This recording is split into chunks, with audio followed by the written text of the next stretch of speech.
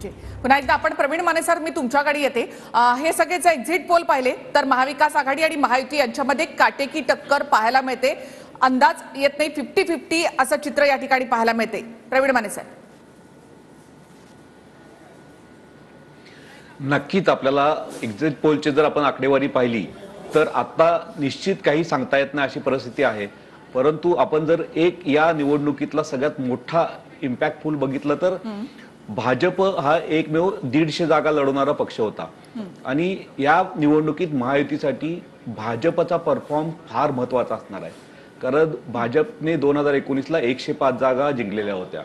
आता भाजपला किमान 105 च्या वर जागा जिंकाव्या लागतील। महायुतीचे सरकार निश्चित येईल।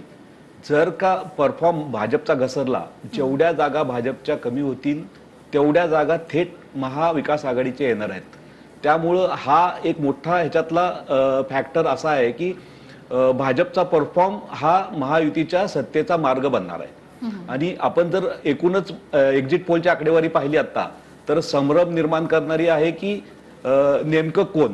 आता आपल्याला त्यात काहीच असं बोलता येत नाही ठोसपणे की हा महायुती येईल अथवा महाविकास आघाडी येईल।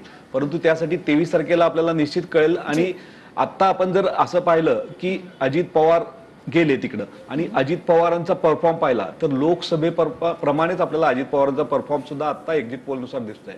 तर याच्यामध्ये आपल्याला भाजप महायुतीमध्ये अजित पवार आल्यानंतर किती फायदा झाला हा सुद्धा पुन्हा एकदा चर्चेचा विषय याच निमित्ताने होणार आहे।